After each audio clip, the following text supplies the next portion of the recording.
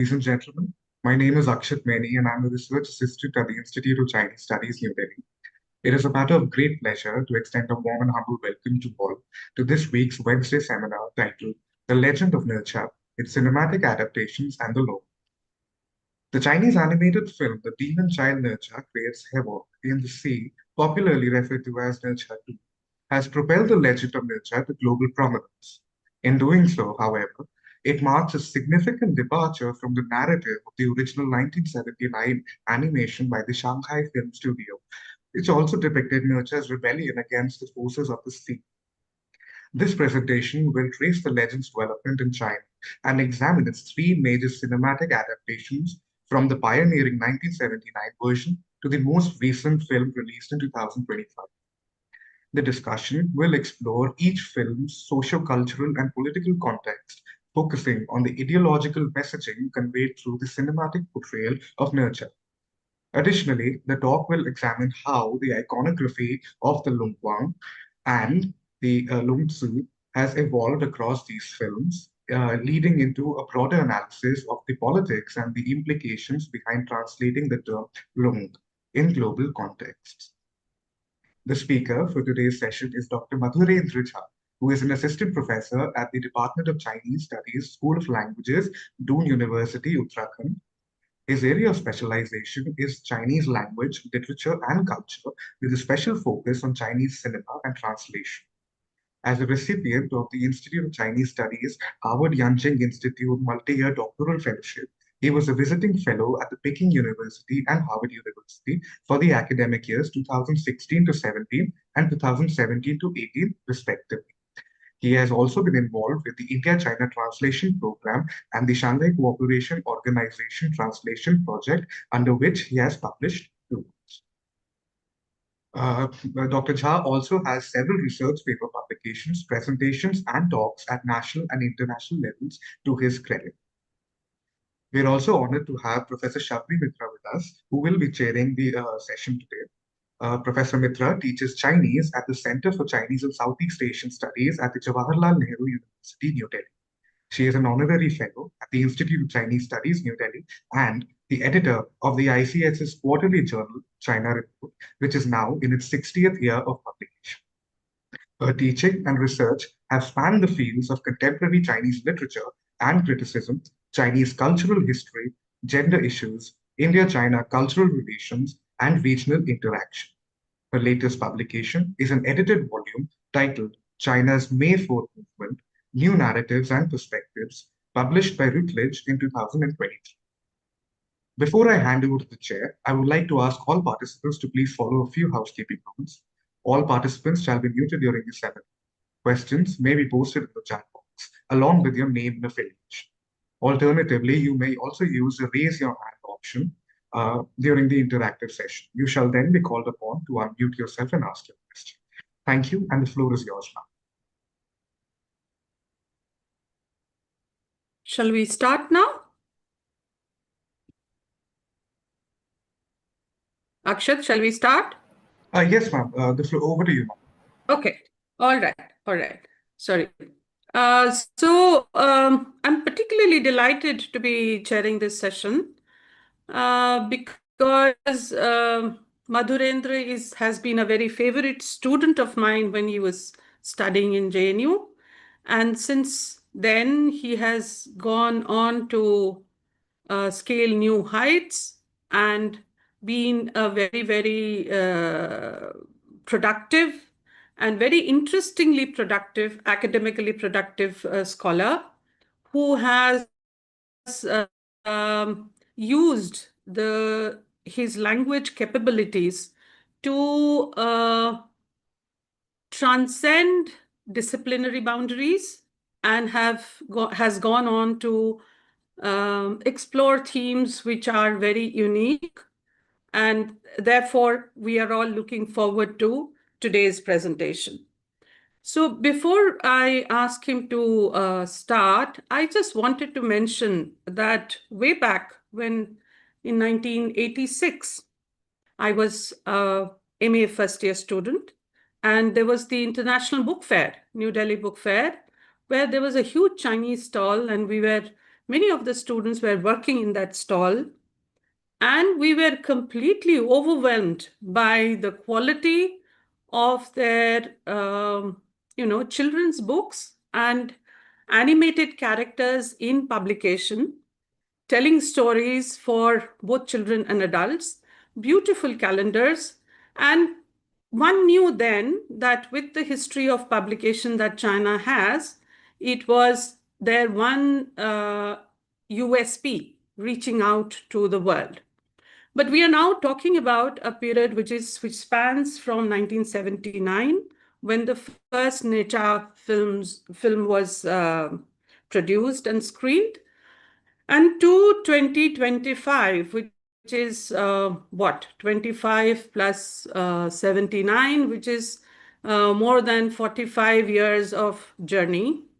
And we also see that 45 years of journey in terms of China's socio-cultural, political, ideological, if I may use the word shift, which reflects through its policies of how different cultural genres and tools have been amalgamated and integrated into a strategy of engaging with the world. Considering there was once a time when probably mythology or folk narratives or disciplines like that were not greatly in favor in a certain kind of ideological backdrop of China. From there, today we see that in the present regime and the present era, China has successfully drawn upon a wide range of all that it could lay its hands upon: traditional, contemporary, socialist, classical, no matter what they have drawn on. And this is particularly important to mention in this case because, see, mythology, which was is now actually engaging with the world, was once not even acceptable. So this journey is very important to also see that from 79, when China was just opening up, to 2025, through its trajectory, where we are, and how this whole slogan that was there, 走出去，向世界走出去, from there to where it is today in terms of his cultural engagement, soft power, utilization of soft power today. So from that perspective, we are hoping that Madhurendra's presentation will open up new vistas. Over to you, Madhurendra.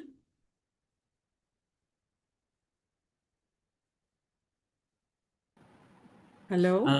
A very good afternoon to everyone. Thank you so much, ma'am, for the wonderful introduction, and you have made my job very easy, actually, by giving such a lucid introduction of my talk. I'm grateful that you are chairing my session. I'm grateful that I got this opportunity through ICS, through Professor Alkacharya.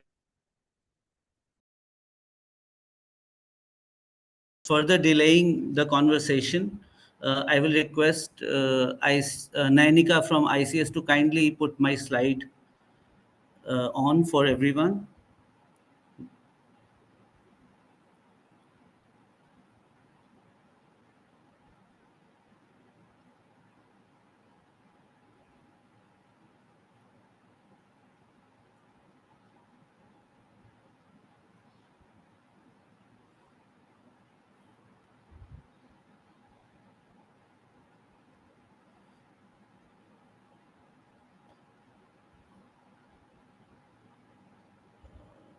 It's it's not displayed yet, right? Sir, it has been displayed. Can you view it? No, I can't. All right.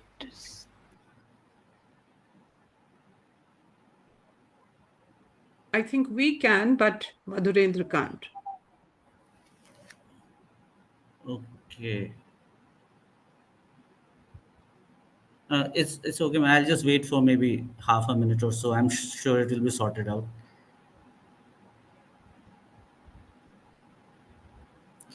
Uh, okay, yes, I can see it. Thank you. So, the topic of today's talk is the legend of Nacha, its cinematic adaptations, and the Loong. So, I don't have a very elaborate PowerPoint presentation. What I'm going to do is I'm going to divide my talk into three topics or subtopics, actually, into three subtopics. First, I will talk about the legend of Nacha. Who is Nacha? Then I will come to the second part of my talk, is cinematic adaptations, and then to the last one, which will get related to the cinematic adaptations, which is the question of the Loong. So, my talk relies much upon the work which has been done by scholars like Professor Mir Sahar, Taiwanese scholar Wang Xiaolian, uh, Professor Chen Hong. So they and Dr. Kathy Yue Wang. So these scholars have already done a lot of work on nurture, and they have all, and especially Dr. Kathy Yue Wang has worked on the cinematic adaptations of nurture. Now, I am taking the journey forward. When we study mythology, when we study folklore, and we see how it is being adapted in the popular culture, it becomes very interesting to observe that how is the popular culture adapting the mythology which came into existence perhaps 2000 years ago, 3000 years ago, or maybe 4000 years ago. We don't know that. So what it does, the popular culture, by adapting mythology which came much before its time, it makes mythology dynamic, and mythology is made to, or folklore is made to respond to the spirit of time, or the epic character of the time, which in Chinese is called Shitai Xing. Now, I have done a study like this on the adaptations of Mulan, how the Ballad of Mulan was adapted into films in different periods of China. For example, in 1939, then in the 60s, then in the early 20th century, then the Disney Mulan, and how with every adaptation something was added to the original theme of the Ballad of Mulan, which was only limited to filial piety, a daughter trying to help her father by joining the army in the disguise of a boy, and then coming back to her family after the war is over. So the theme of Mulan originally was limited to filial piety. Later, in the cinematic adaptations, theme of nationalism, theme of homosexuality, theme of love marriage, all these themes were added. And at one time, the Disney Mulan even ended up offending entire China. So that's a different story. So that is what I am trying to do here also. I'm trying to observe how the original legend of Nurcha, which is quite popular in China, has been adapted in different films, and with time, how has the theme changed, how new things have been added to the original legend. Now, as scholar Wang Xiaolian and Professor Mir Sahar inform us, Nurcha, the Nurcha that we see today is the Sinicized Nurcha. Nurcha actually came to China as the transliteration of Nal Kuber. Nurcha Chifa, Nal Kuber, who is, as per Indian mythology, is the son of the god of wealth, Kuber. So, Professor Wang Xiaolian argues that he entered China through Buddhist texts in the 4th century CE, and Professor Mir Sahar argues that he entered during the Tang period, which is either in 7th century CE or 8th century CE. However, they both agree that it was Nal Kuber whose name was transliterated as Nacha Chifa, and over a period of time, Nacha Chifa became one of the major gods of the Chinese Taoist and Buddhist pantheon, so much so that It is possible that you already know this, uh, but I also found this information quite amusing, quite interesting. That when Kublai Khan built designed his capital Tatu, which is today's Beijing, it was designed on the iconography of Nercha Chifa, Nal Kuber, with three heads and six hands and two legs. So that is how the capital was designed. And the city gossip was that it is not Tatu, it is actually Nercha city.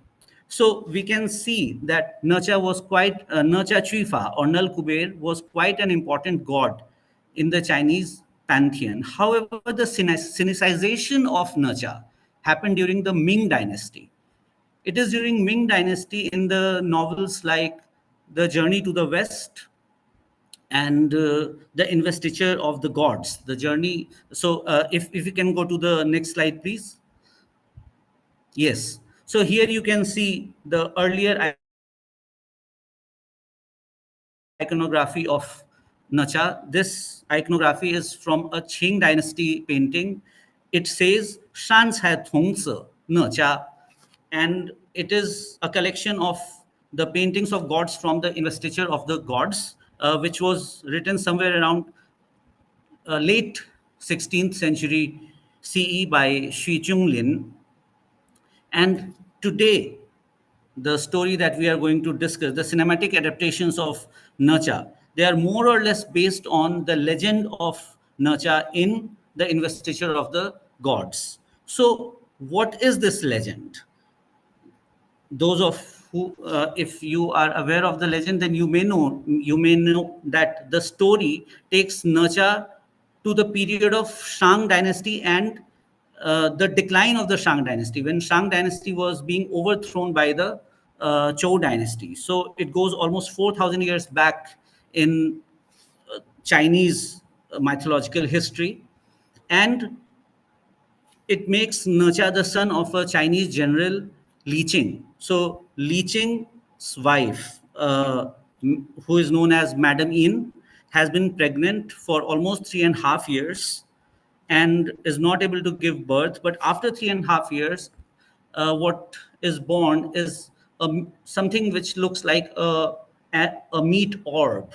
And seeing that, Li Qing is quite scared, and Li Qing uh, tries to hit the orb with his sword. However, a child comes out of the orb, and as per the legend, the Taoist master Tai Chen, he comes to Li Qing and says that he is going to be my disciple, and he will be called Nacha from now on. The story goes like this: that after Nacha, when Nacha is 7 years old, he is already 6 feet in height. He is very powerful, is filled with magical powers. And one day, when he is taking bath in the sea, in the eastern sea, he creates some kind of disturbance in the sea, and the dragon king sends his yaksh to see that who is creating this disturbance. And a brawl takes place between Nacha and the Yaksh, and the Yaksha is killed. And after that, he sends his son to take care of this person who killed the Yaksha. As a result, Nacha kills Dragon King's son also. And then what ensues is Dragon King attacking Chanthang Kwan, where Nacha and his family lives. And Nacha's father is quite angry with Nacha for bringing trouble to their family. As a result, Nacha commits suicide. To and the suicide is not suicide is an act of rebellion. Suicide is here being committed to tell the father that you think I owe my existence to you. I will get rid of this existence so that I don't owe anything to you. After Nacha commits suicide, everything peace returns, and I'm sorry, I'm taking a little time with the story because the story is very important to understand the thematic changes later. Uh, Peace returns, but Nurcha's soul is not at peace, and he visits his mother, Madam, in her dream, and says that if you build a temple for me, my soul will find a place to rest. The temple is built. Li Ching comes to know of the temple. He destroys the temple because of his hatred towards Nacha. And as a result, Nacha's soul is again disturbed. Nacha's spiritual master, Thai Chenren, helps him take new birth through lotus. Hence, Nacha is also called lotus born.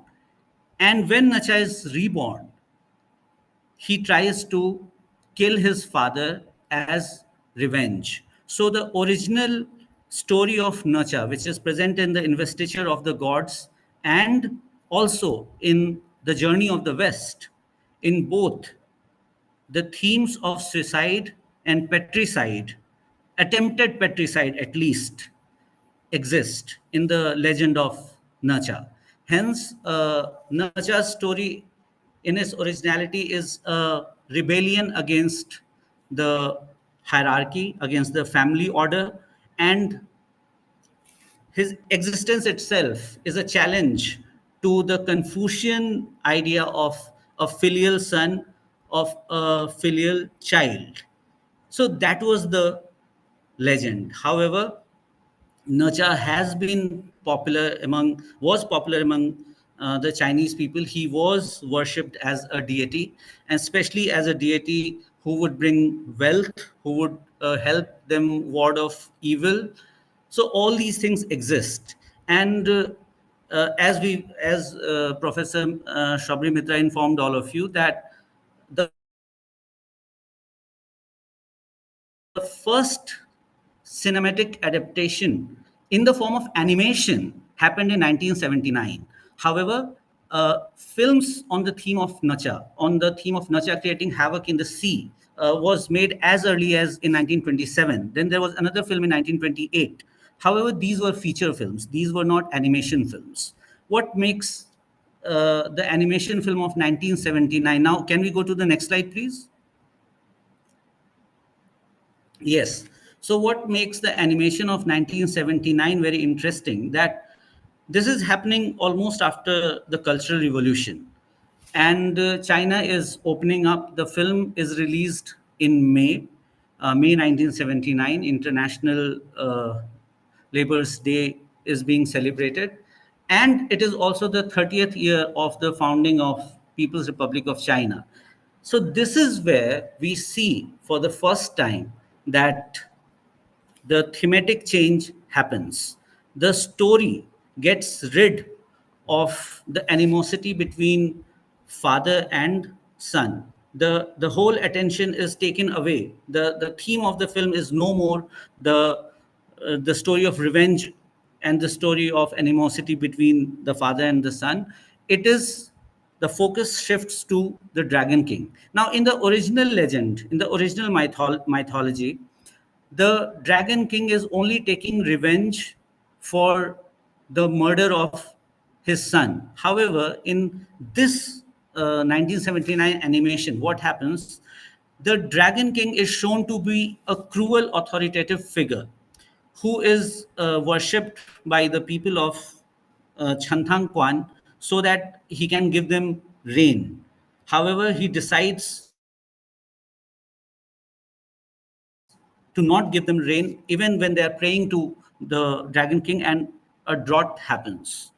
So what happens that again the story follows the central theme of Nacha going to the sea to take a bath, killing the son of the Dragon King. But what happens after that is Nacha becoming a public hero. So Nacha takes on the Dragon King not as a consequence of his father's demand, but as a consequence of Dragon King's cruelty towards the people of Chanthangwan. And the film shows that when the son of Dragon King is killed by Nezha, it is some children gather around Nezha and they celebrate the killing of a figure who represents cruel authority. And later, when Nezha commits suicide and he is helped by Thai children to be reborn, he does not go after his father. As in the original legend, he goes after the Dragon King and defeats the Dragon King on behalf of the people of Chanthangkwan. So what I have summarized this story, and if you see the iconography, you will see that the the main colors of the iconography is, of course, there is red and there is yellow, the color that is there in the flag of the PRC. So Nurcha, from being a rebellious son, a son who tried to kill his father, becomes a hero of the proletariat. Nurcha becomes, in a negative way, Nurcha also becomes a reminder of the Red Guards, who kind of created havoc during the Cultural Revolution. So, what the film does in trying to appropriate Nacha as a revolutionary child, it also kind of opens up the wounds of the people who had experienced cultural revolution, the fathers, the mothers, who might have been reported to the authority by their own sons and daughters, because the main theme of because that era was an anti-Confucian era. Hence, being filial to your parents was not the most rewarding character. Your filiality towards the country, towards the people, was the supreme character to have. And that is what is represented in Nacha Now Hai, the 1979 animation film. And in doing so, what the film also does, it turns dragon, which is today considered to be the most important national symbol of People's Republic of China, it turns dragon into a negative figure, into a villain, uh, into a sign of China's superstitious beliefs, which should be done away with. We see the same theme kind of getting repeated in the 1984 film, The Yellow Earth, as well. There also we see that the sign of ultimate defeat of the CPC soldier who had gone to collect the local folk songs is when the local villagers are shown praying to the Dragon King at the end of the film for rain. So the that is shown to be the ultimate defeat of uh, that soldier. Hence, dragon is being portrayed as a feudal symbol, as an iconography of uh, everything that was wrong with feudal China, and why the new China, that is the People's Republic of China, should do away with those kind of iconography. And Nurcha, the rebellious child, becomes the perfect tool to convey this message.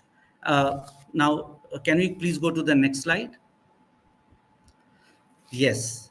And now, of course, in between 1979 animation film and this animation film, there are other versions of Nacha also. But it becomes important to analyze this film because this talk is being held in the context of the 2025 Nacha film, which has gone to become the biggest blockbuster from China and perhaps the uh, uh, fifth largest earner in the entire history of world cinema.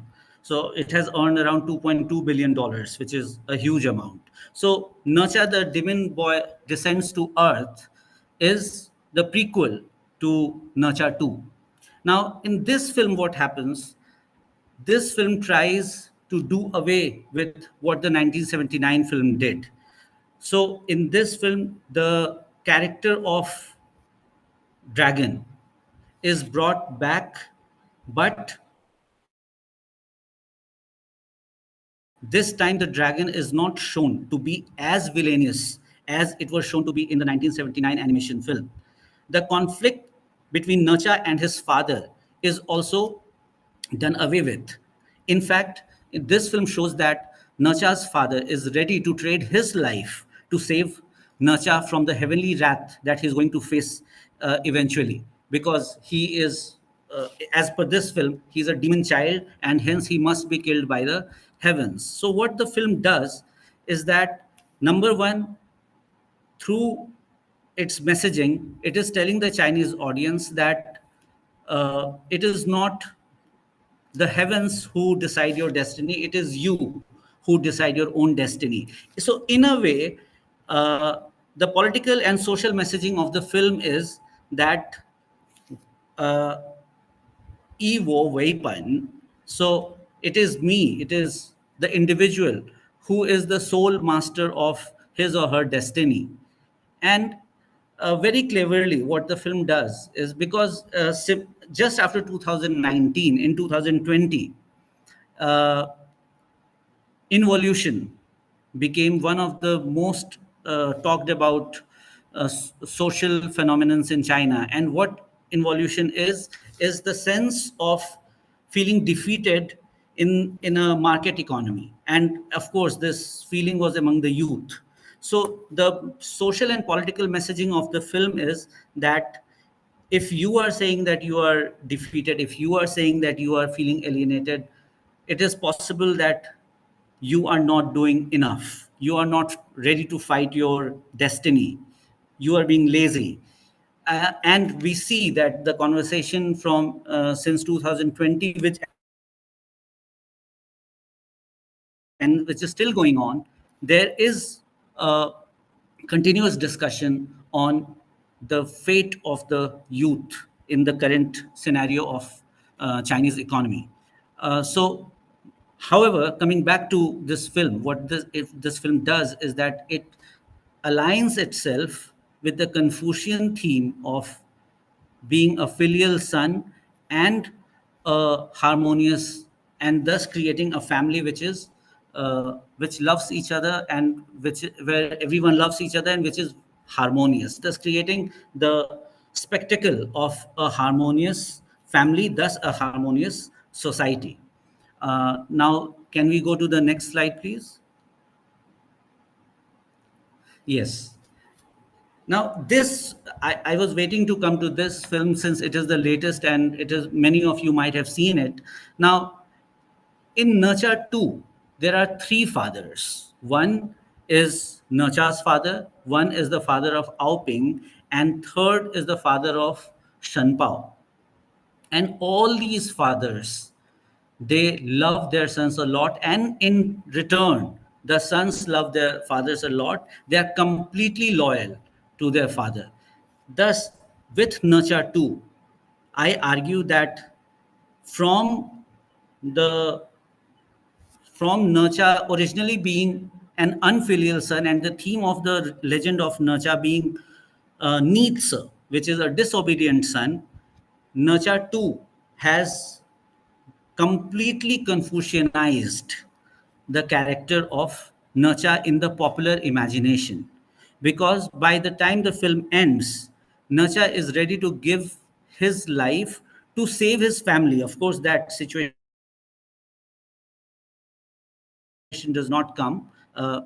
However, his intention to give his life to save his family proves that he is a filial son. Thus, by Nacha 2, I can safely say that, and since it was released during the Spring Festival, the theme that, a family, if it is together, if everyone loves each other, then they can fight, they can ward off any calamity that is to befall them, becomes very clear. And if that was not to be the theme, then I don't think during Chunjie, people would, Chunjie, which is a time for families to be together, would have gone to watch this film. So that is one argument. However, There is another aspect that I want to talk about, that is the political messaging of Nacha 2.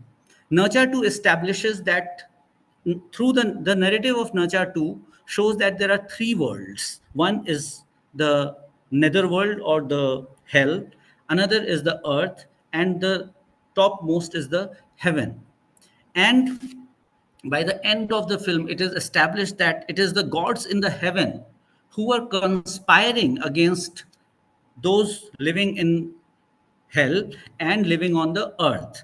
Now, of course, it's at the surface of it, it seems like a simple story of the film being the film saying that the gods are not always right and demigods may exist. However, it is the iconography that this film uses which makes it more than a mythological story about gods and demons. Now I would like to quickly talk about these iconography. The heaven is shown to exist in Kunlun Mountain, that is, of course, as per the Chinese mythology. However, everything in this heaven is white.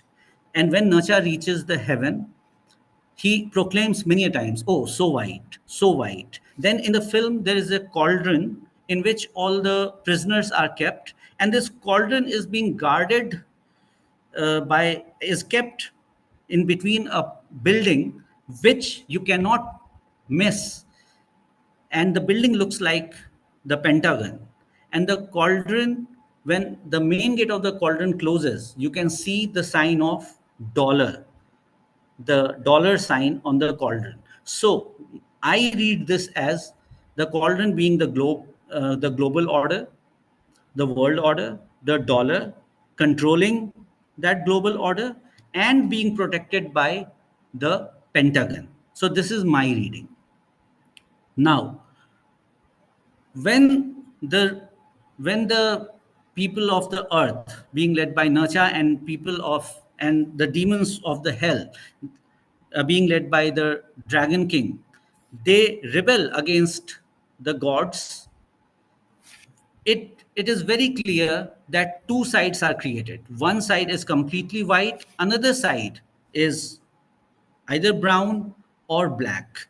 It means that the world and the third world, they have rebelled against the first world.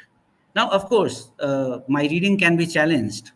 I'm not saying that this reading has to be absolutely correct, but this is one reading of the political messaging of Nurture 2, that the international order is changing. And in this international order, China is going to lead and is going to help the world get rid of the hegemony of the West, or the hegemony of the dollar. So that is a very prominent political messaging from the film Nachar 2. And there is one more iconography that the film uses, which further substantiates my argument that the heavenly gods, they tell the people of the earth and the hell that if you fulfill certain condition, you will be elevated to the position of angels, and upon being and you will receive a seal which will proclaim that you are an angel. And when that seal is shown, it has the sign of eagle on it. Now, again, one cannot miss this iconography as being representative of the American eagle. These are some of my arguments. And now, if we can go to the next slide, please. Yes. And now, after establishing that the film Nacha 2 is completely aligning with today's zeitgeist in China, which is Confucianism, which is nationalism, patriotism, and of course, a confidence in its own culture. So this is further shown by the translation of the character dragon. The film's English subtitles nowhere it uses dragon as the English equivalent for the character Loong. Everywhere, whenever Lung Su or Lung Wang is being talked about, the English translation is Loong, Lung. Now, this brings me to the conclusion that the film has completely aligned itself with the ideological apparatus as an ideological apparatus of the Chinese uh, political order. Because since 2005 or 2006, there is an intellectual debate going on in China if Loong, the Chinese character Loong, if it should be translated as dragon or should it be translated as Loong, Loong. And last year in 2024, the Chinese Global TV network, CGTN, when it was showing the Spring Festival Gala, uh, it used it didn't call it the gala of the dragon year, it called it the gala of the lung year, and the mascot was called not called dragon chan chan or chan chan dragon, it was called lung, Long, lung chan chan. So my point here is that the cultural confidence that Nacha 2 has given to the Chinese audience and the Chinese people is also displayed through choosing to stick to Loong as the translation of the Chinese dragon, thus saying that Lung, and our cultural symbol, our national symbol, is different from your understanding of our cultural symbol. Hence, your understanding of us might be wrong, and we will interpret ourselves in the way we deem fit or we consider appropriate. So, this is another socio-political messaging from the film, which has caught the eyeball of almost the entire globe. So with this, I think I'll pause my talk, and I'll be very happy to answer any answer questions if any. So with this, I'll give a pause to my talk. Thank you.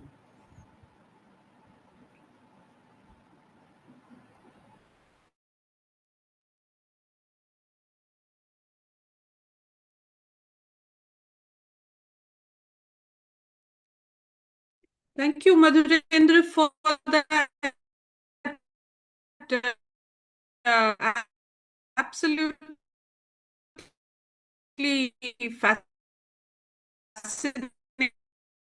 as I was saying. Akshat, are there questions in the chat box? We can begin with them. Yes, ma'am. Ma'am, we are currently waiting for people to put their questions in the chat box. May I please request you for your remarks while we wait for people to come up with more questions? Thank you.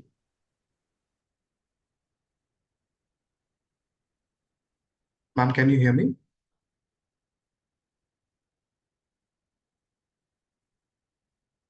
Ladies and gentlemen, I think we've suffered a technical glitch. Professor Mitra will be joining us again.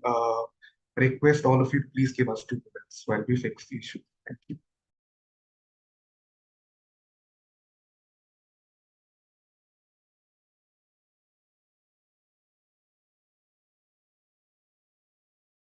That Madhurendra has very, what should I say, in terms of changing socio-political cultural context and how the messaging a period of time, and also equally importantly, how the iconography and the way is perceived is sort of how he's defined in terms of his traits and characteristics undergone change depending which period the films are being made. So it is have a lot of things that in my opinion, has just scratched the top. And we have, I would really request, there are our senior scholars and young scholars. Of course, young scholars get a go-ahead, but we have Patricia and Madhavi and Alka who would, I'm sure, can bring in insights to this phenomena that Madhurendra has talked about.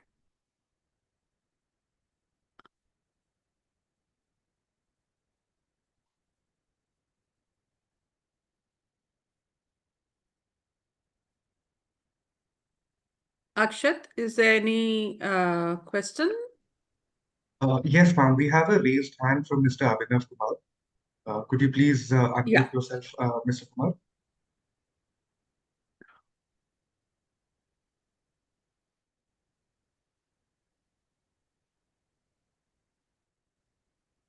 Yes, Abhinav, you're waiting for your question.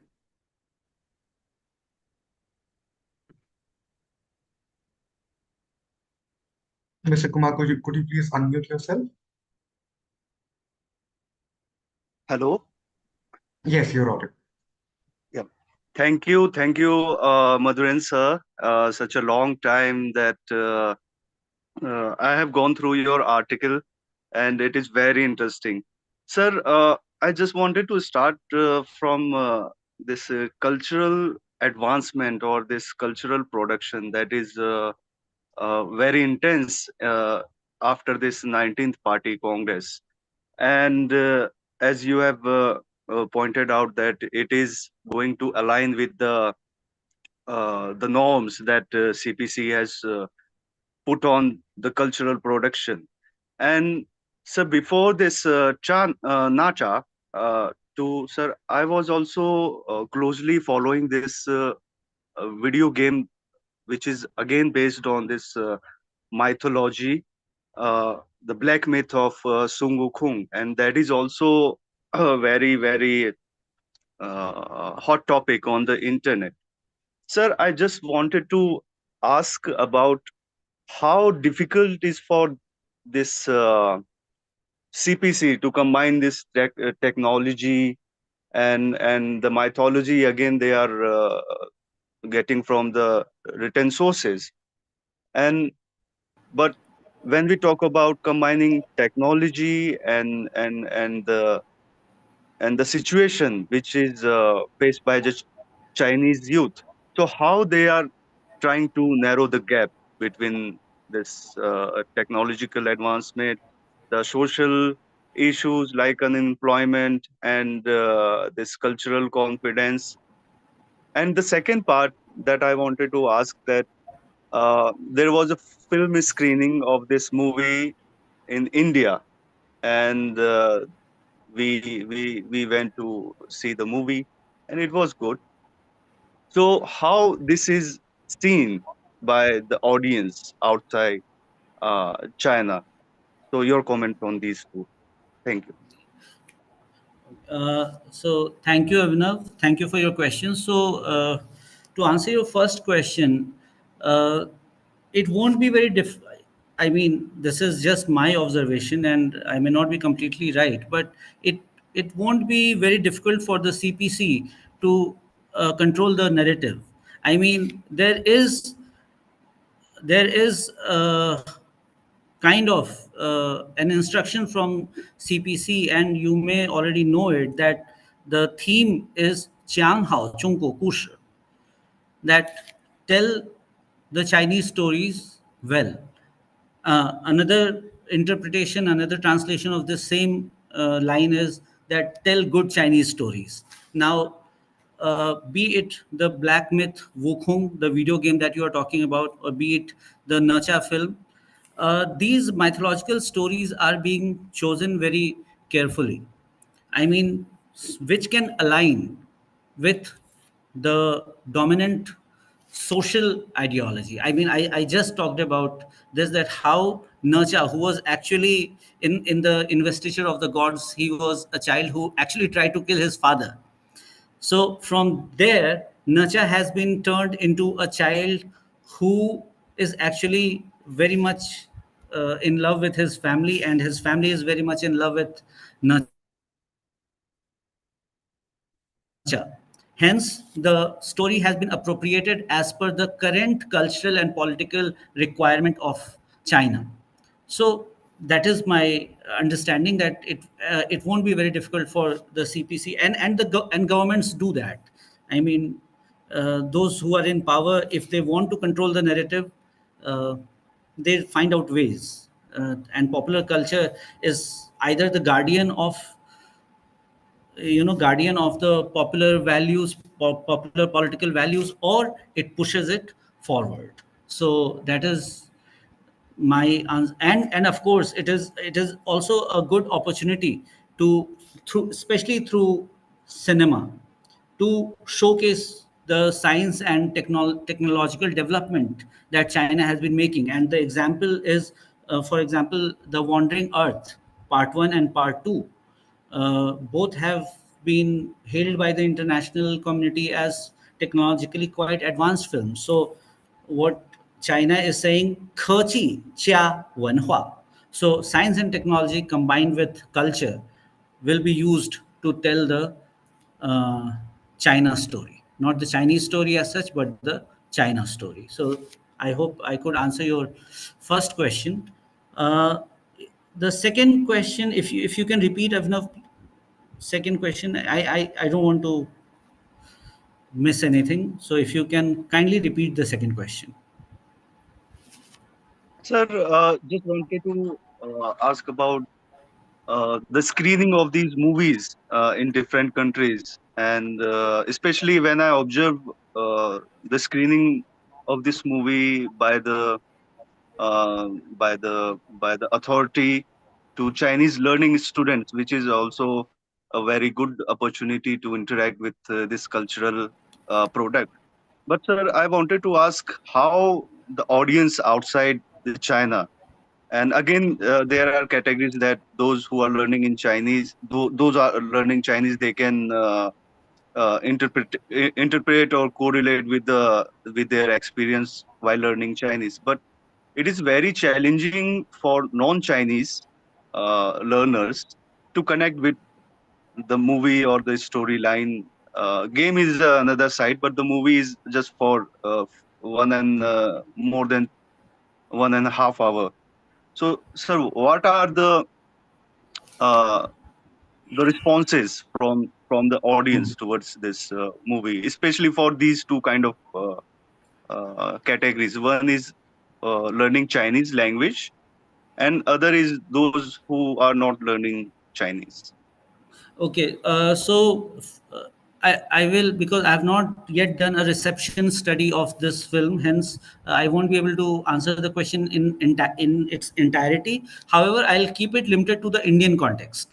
Now, the film was released in India on 25th April. That is almost after January, February, March, April, almost after 3 months of its release in China. And in these 3 months, the film had already done quite well. It had made phenomenal earning in China. However, what is to be noted, that almost more than 90% of the earning of this film has come from China. So we can safely say that it has been watched by the international audience. However, the majority of the audience are in China. Now, coming to the Indian context, the Hindu notes that Naja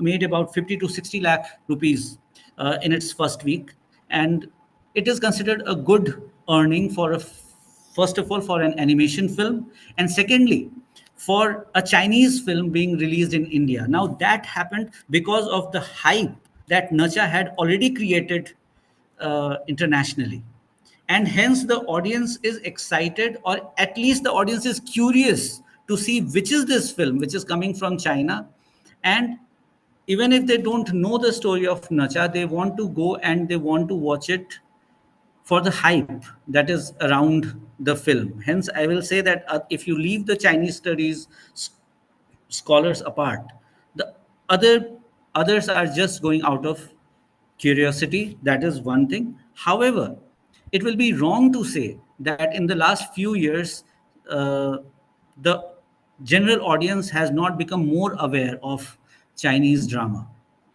You can see if you do a study in your vicinity, uh, those who are not from Chinese studies, you will be surprised to see that many people are watching a lot of what is called the C drama. And the Times of India actually did an article on this just a month ago.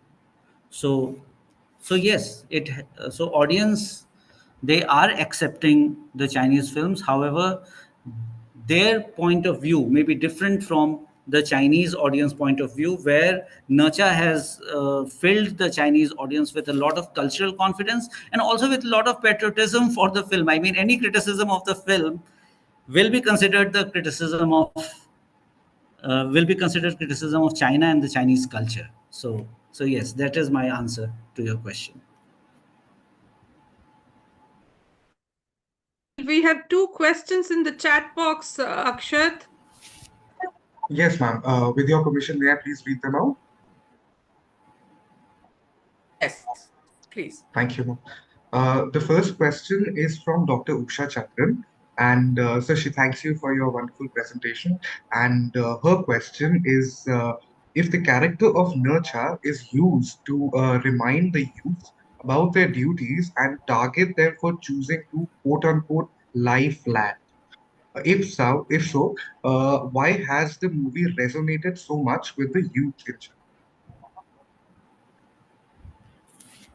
Okay, yes, that's a very good question. The film has resonated with the youth for the underlying theme that Nacha represents, and the underlying theme that Nacha represented earlier also and will continue to represent is that there is a sense of rebellion in Nacha's story, be it the original one in the Investiture of the Gods, or the 1979 one, or the 2019, or the current one.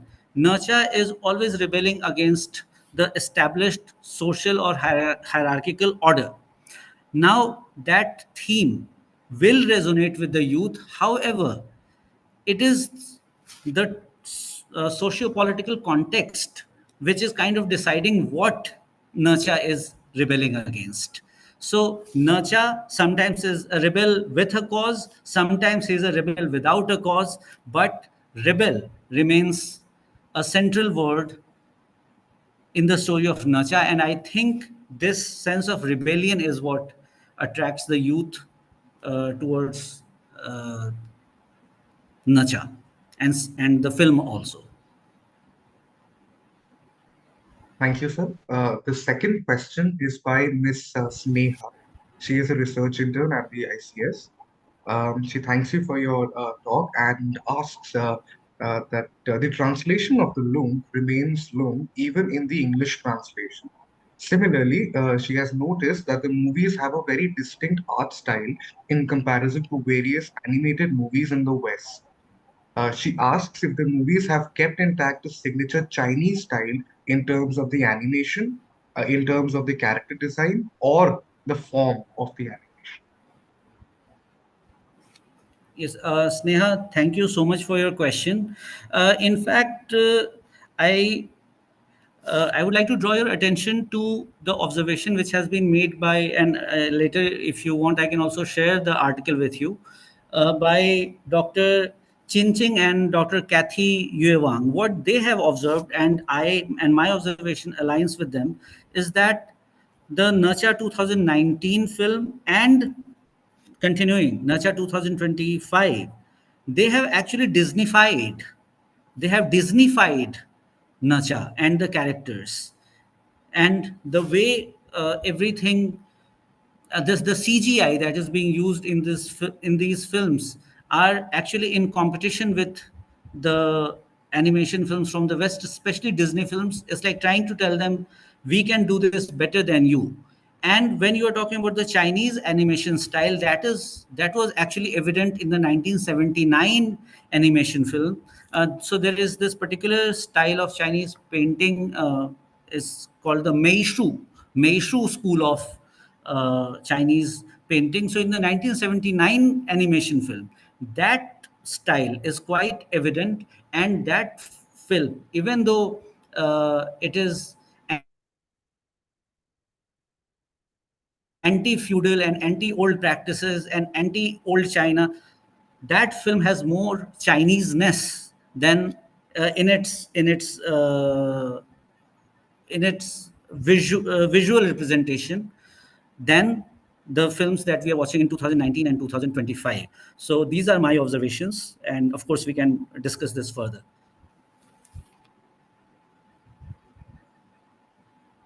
Ma'am, there are no more questions in the chat box. We request the audience to please use the raise your hand option or put your questions in the chat box. Thank you.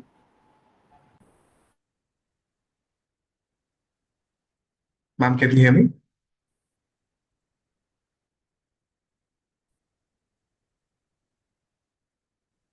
Yes. Can we Yes, ma'am. questions or comments from can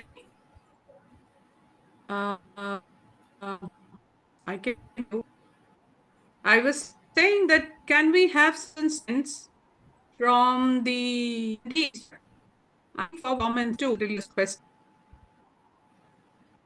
Can you hear me, Akshat? Ma'am, your voice is breaking.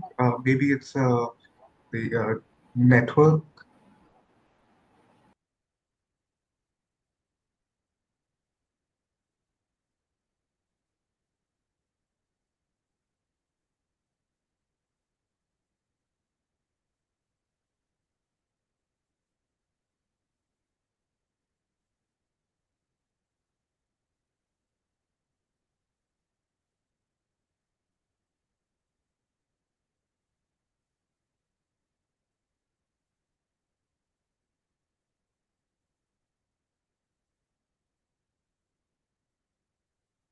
Ladies and gentlemen, we are suffering a technical glitch. Professor Mitra will be joining us shortly. I think she has joined us.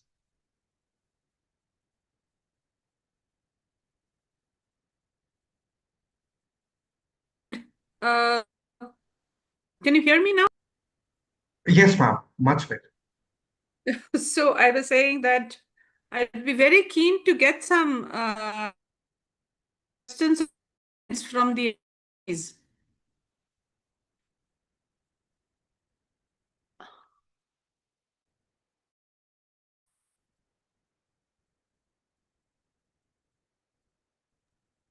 Ma'am, we do have a follow-up question in the chat box by Dr. Usha Chandran.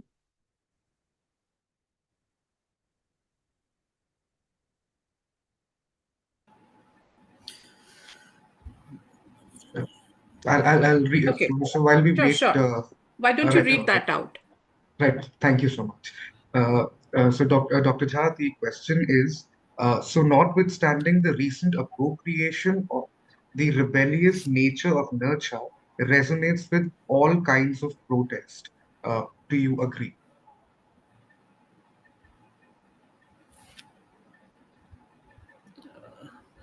I'm I'm so sorry, I didn't get the question. If Usha ma'am can kindly elaborate.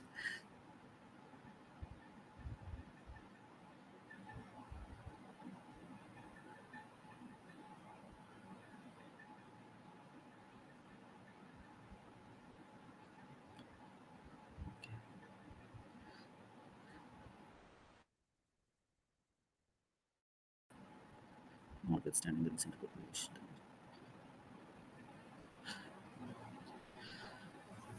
Yes. Okay, yeah. So yeah, the rebellious nature of Nacha is what resonates with the youth. Of course, we will have to Well, Usha is ignore unable to the. unmute. Can you help, Akshat? Yes, ma'am. We're working.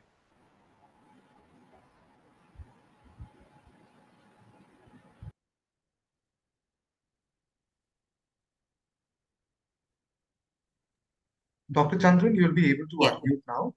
Yes, I'm able to. Thank you. Thank you so much, Madhurendra. I mean, it's just fascinating actually that how the movie can be looked at from other perspectives also, like, you know, the very innate nature of Nerja being rebellious, you know, and like you just said that it's so anti-filial. So, I mean, can we then look at from this angle that why, because the one question that really you know, it attracts us is that why has it resonated so much with the youth? Yes, but for all people from all walks of life, to the extent that, you know, it was you know, broke all the kinds of records all in China and outside China also. Of course, outside China, as you correctly mentioned, the reasons are different. It's more curiosity and fascination about this different kind of animation and a different kind of storyline, which, like Abhinav mentioned, that, you know, people are not very much aware about the legend. But in China, where they're very much aware about the legend, the appropriation actually did not impact their kind of a narrative, which there is an attempt to create a narrative, but the people, the you know, the legend of Nercha in itself is so deeply embedded in the people's mind that the nature of rebellion has attracted them so much, and that is something which is something which can be researched upon in other uh, you know, angles also, like apart from the fact that you just mentioned about youth is being criticized for lying flat.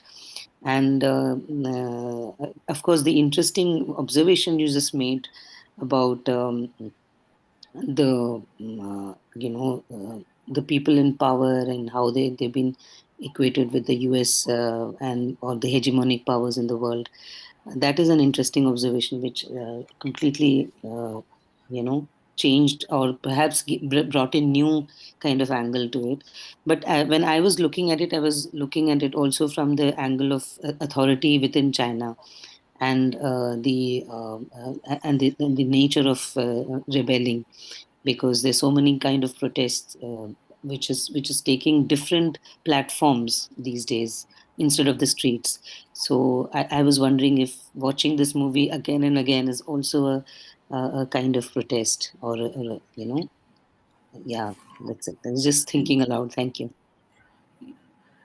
No, so if I may add there, what this film is doing, this film in particular. So I'm not talking about the underlying theme of Nacha, that remains rebellion.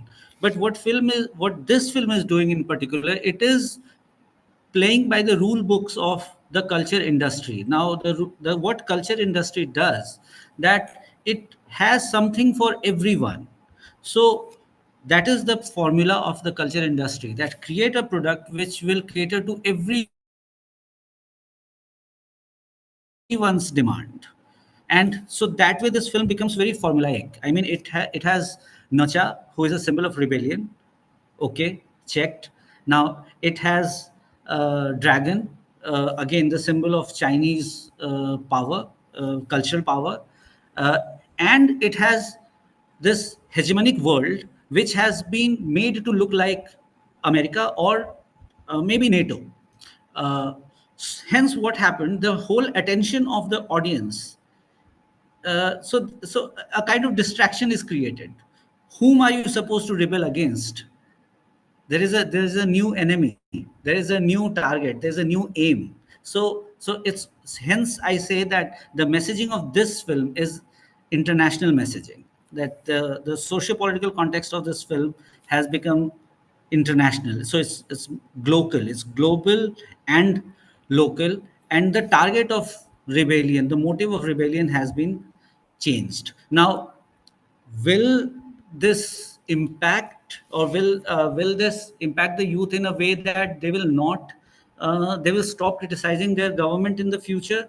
That is, I don't think so. I mean, the youth is going, I mean, the Chinese youth today is now forced to take blue collar jobs. Now they are the Gen Z is now, so not that there is anything wrong with a blue collar job, but do they want to take up that job? but they're being forced to take up that job. So maybe, they will be inspired from Nacha in a different way. However, the popular culture in the form of Nacha 2 is certainly a distraction from the issues that the youth may be actually facing inside China.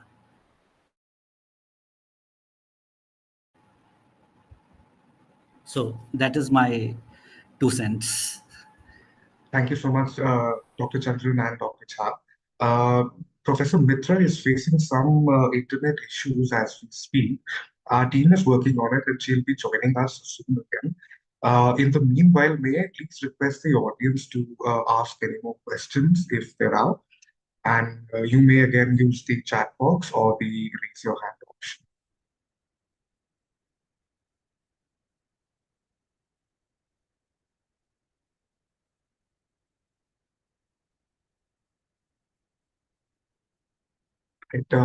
In the meanwhile, may I please request Professor Acharya, Professor Acharya, if you're here, to share her thoughts with us.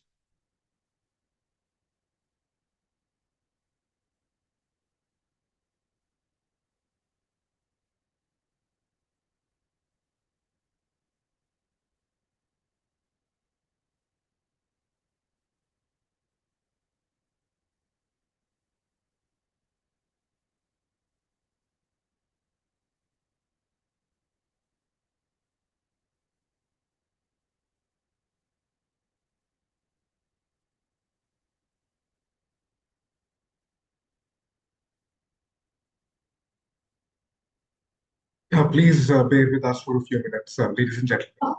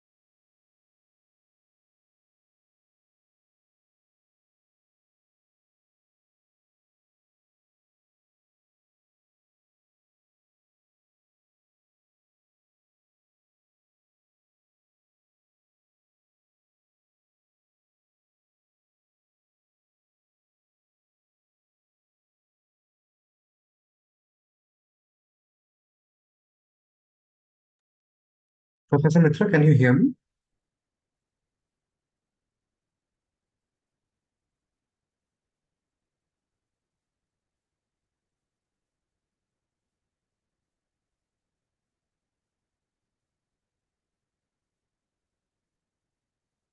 Professor Mitra?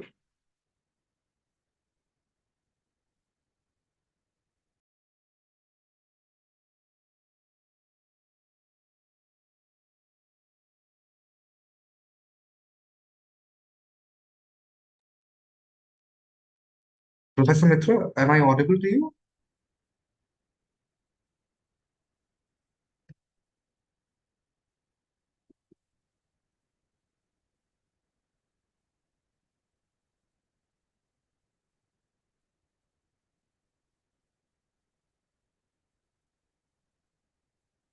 Hello. Yes, ma'am, we can hear you. Hi, can you hear me now? Yes, ma'am, loud and clear. This is actually quite fascinating. Oh, I can make disconnected by the internet. So, are there more questions, Akshat? I have missed the very interesting question answers the last 5 minutes. Are there more questions? No, ma'am, we do not have any more questions in the chat box. Any other comments from anyone?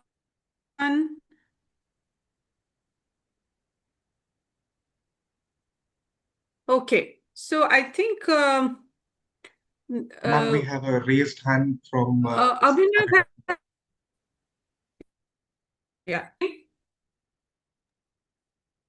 Hello? Yes, please come in. Thank you for again asking, letting me ask again and again. And sir, I just wanted to ask. This is a follow-up question. Uh, Now I'm looking at the core socialist values, and it is being uh, umbrella, and it is also combining the umbrella term that is uh, spiritual civilization. And sir, in this new era, Xi Jinping's new era, he's saying this Wu Wei Ithi, and how they are infusing these core socialist values and and the cultural products, sir. Your quick comments on that. So uh, I have not yet seen this particular slogan that you talked about. However, hasn't it been? I mean, ever since President Xi Jinping came to power, uh, he has been very focused on the spiritual rejuvenation of China, and by spiritual rejuvenation, what is meant is that Confucianism should be brought back in all course in all aspects of one's personal and public life. If you go to China, you can see the television, and if you watch television in China, you can see that in between, when there are ad breaks, there will be these ads sponsored by the government and the culture ministry, where children are being taught how to respect the elder, children are being taught how to celebrate festivals, you know, and how to go back to the ancient tradition of China. So this is an era of spiritual. I mean, I won't say I won't use the word awakening, but it is like going back to the Confucian uh, model, where a citizen is supposed to. I mean, first of all, you have to be a filial son or daughter, so that you don't question the authority at the family.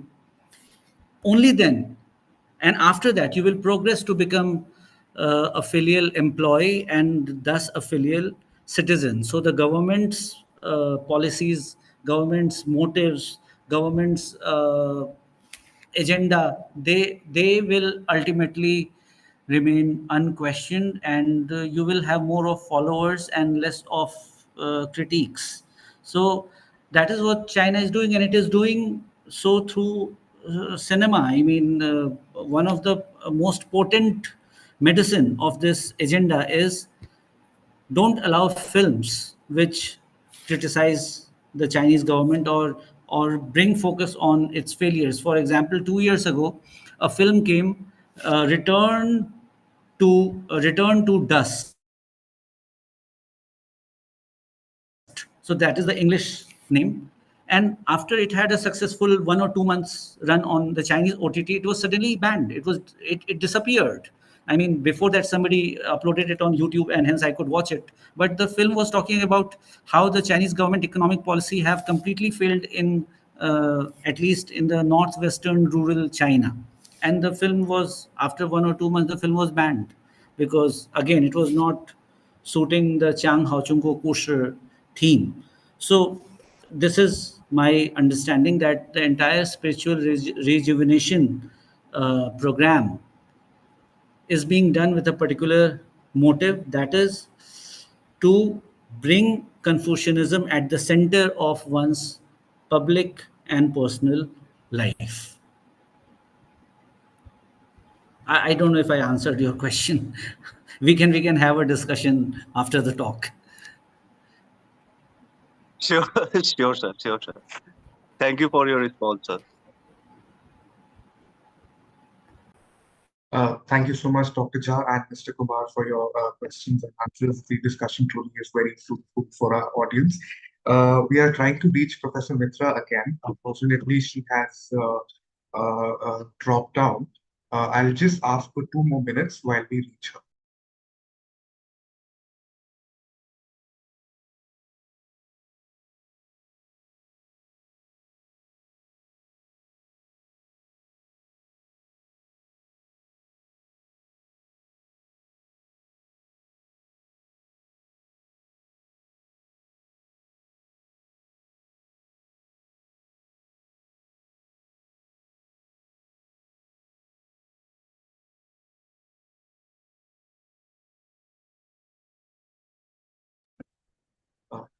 Dr. Jha?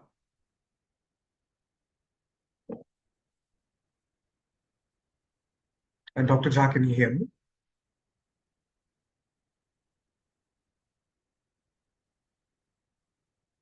So we've just received communication from Professor Mitra. Unfortunately, she's not able to join again. And since we do not have any more questions, shall we please bring an end to today's session? Thank you so much, sir. And Yeah, again, please. right, right. A wonderful seminar, sir. And with this, ladies and gentlemen, we come to the end of today's seminar. We thank Dr. Jha and Professor Mitra for gracing today's seminar with their presence and for giving us a precious time. The video of today's discussion shall be available on our YouTube channel. The ICS conducts seminars every Wednesday, and further information regarding the topics can be found on the ICS's website. You may also subscribe to our newsletter for regular updates.